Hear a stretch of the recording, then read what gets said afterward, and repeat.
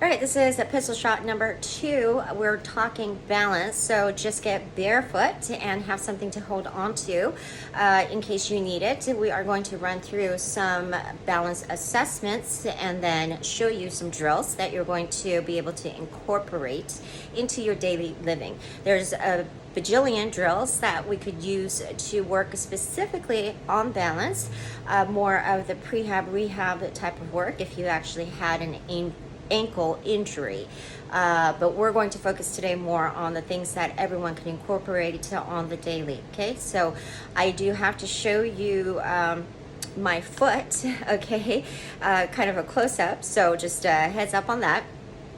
I'm not a foot model, and an overview of what we're going to need to address balance, okay, is 3 areas. Proprioception, your ability to, which is your ability to sense your own movement and body position in space, okay, and then we are the second area is, of course, your strength with the glute med specifically, and then your overall ankle strength and mobility. Some of the ankle strength movements we're probably already getting. So oftentimes when we have a sprained ankle or something like that, it's not because of a actual strength issue with the ankle, okay? Because that would basically mean you have very brittle bones. Usually that's not the case. It usually revolves around the mobility of your ankles, your hips, and your overall, strength and balance. All right, so just remember that. Usually if you have an issue with one area, that's not the cause or the source, the original source of that pain or issue. All right, okay. So proprioception, it's your nervous system's ability to sense your own position of the body and your movements in space and time. So oftentimes I give you the tip to use a mirror when you're working out or doing exercises, because that kind of helps you get the feedback, okay? It could also turn into a crutch, so be aware of that. All right, so let's talk proprioception. Barefoot, I'm going to have to take you, instead of putting you on the floor, the wall's going to be my floor, okay? So pretend my feet are flat against the wall, okay? So, bam, okay? So here's what we're looking at.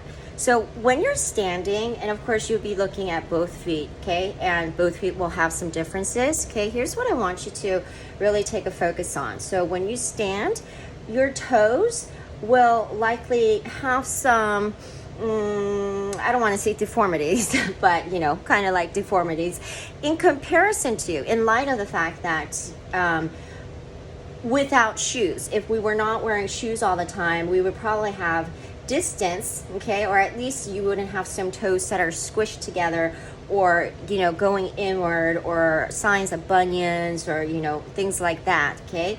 So the very first thing I want you to be aware of is the position of this big toe, okay? This big toe plays a really important role in your balance. So you want to actually physically, if you have to, spread that toe apart, okay? Try to forcibly, it's going to be easier when you're actually standing. Try to forcibly, without hurting yourself, of course, position that foot, toe apart, okay, on both sides.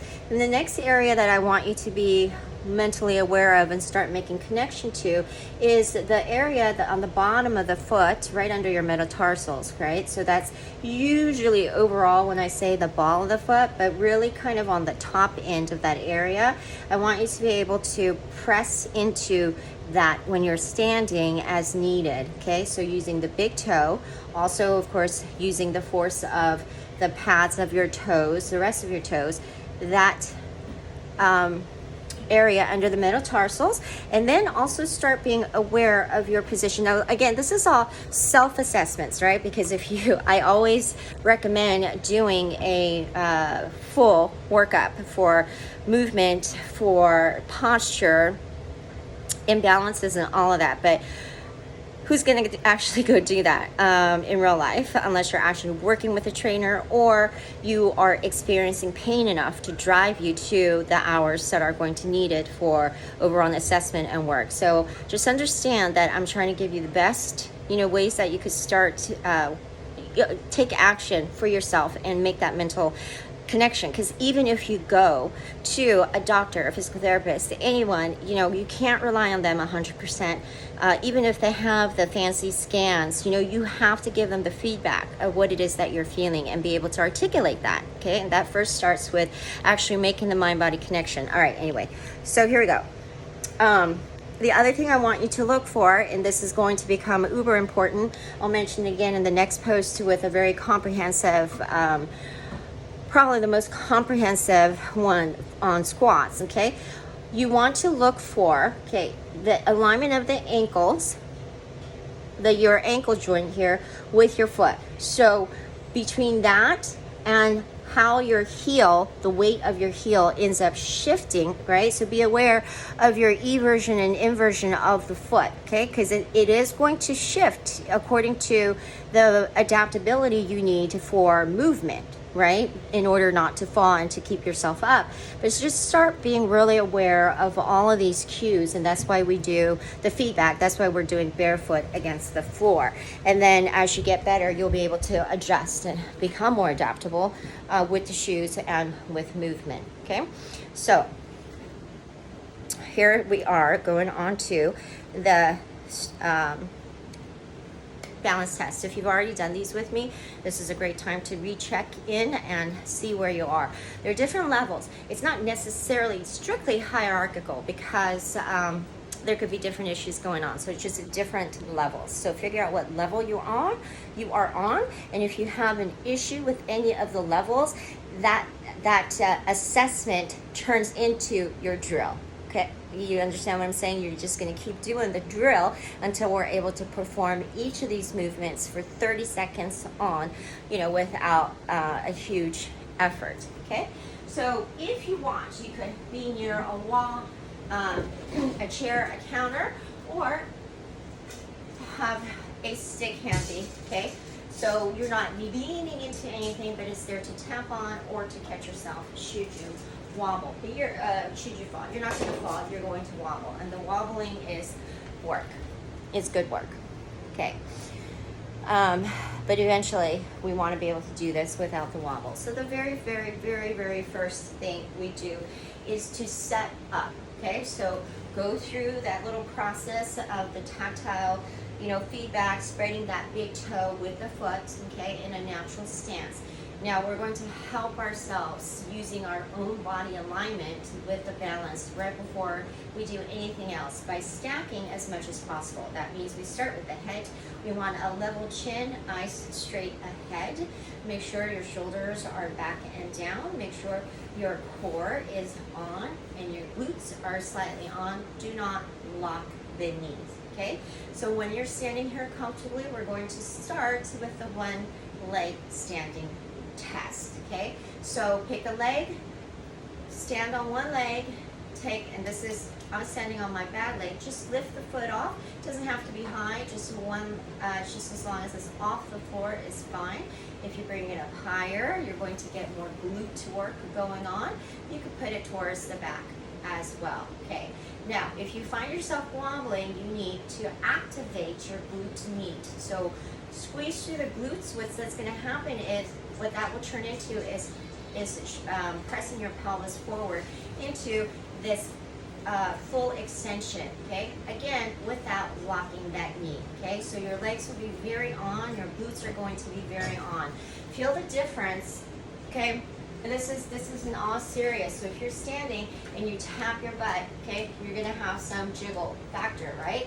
When you're standing on one leg, you should be rock hard as much as that's possible for you, okay? You should feel a huge difference from your glutes on and not on. 30 seconds on each side. I don't have time to do a full 30 seconds for each of these real time with you.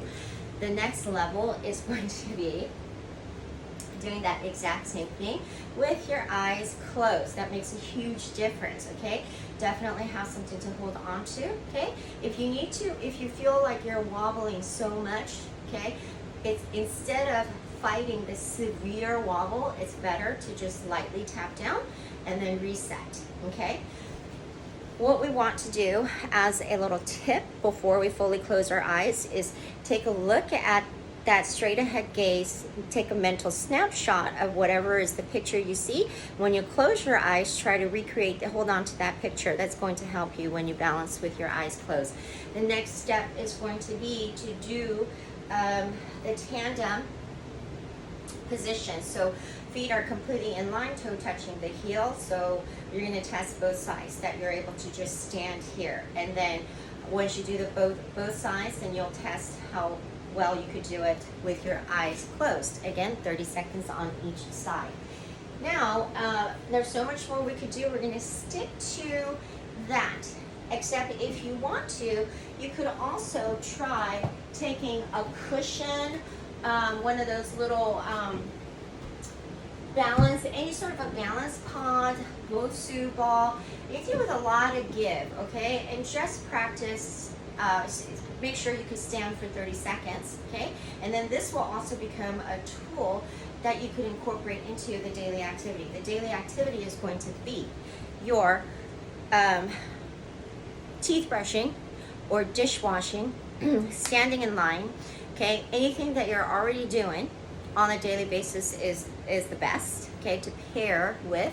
And then standing in line, and you'll probably think of other positions that you can incorporate these type of drills. Okay, so how we're going to address the glute med strength and balance at the same time is that if we imagine that your counter is here, go ahead and take the pelvic bone to right where it's against the counter. So focusing on one leg and go into the glute squeeze, don't lock the knee, then do a half tandem stance, okay? So your working leg, you're going to be pretty straight, having the pelvis forward. You have a little feedback to give you that reminder to tighten everything up, including your core. Then if you can, you could just, as you're brushing, just take that toe up and down, okay? Just for a little variety, the other thing you could do is actually stretch that leg out, get into more of a hip hinge here, and then you'll be working both sides at the same time, more for a little bit of strength work versus balance. Same thing when you're doing the dishes, okay? The other thing you could do is if you want to place one of these in front of your counter, okay? Another thing you could do is take a yoga block, okay? Sorry, let me grab one of my gazillion yoga blocks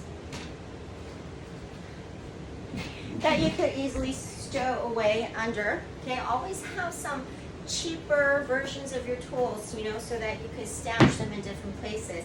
If you place this in front of your sink, okay, and practice getting up, okay, and going up on one leg or going up on the toe, okay, and coming down and then coming back up, okay, you could do all of that as well, all right? Play around with different positions. Where you want to feel it working is, of course, the balance part of it that you're practicing, finding that wobble, but you really want to work on that glute med squeeze. That glute med is very important for your balance. We've gone over this before as well. All right, so here's why the balance is important, whether or not you want to get into pistol or not. All right, we start with balance, but there's other components too, right? Strength, mobility of the ankles and the hips. If you are lacking in one, you're probably lacking in the other. Meaning, if you're not a person that exercises, you probably have issues across the board, as well as brittle bones. So once you get into a position where you fall and you didn't fall correctly or didn't break that fall because you didn't have the hip mobility or the ankle mobility to get yourself lower before you break, okay, that's where a whole chain of bad events could come from one bad fall, okay? So don't overlook looking at your balance needs. I'm giving you ways to incorporate balance while you're doing what you're already doing, because I know not everyone's going to have the time or the inclination to do it separately, and I totally understand. All right, look for the next post for the squats. It's going to be very comprehensive.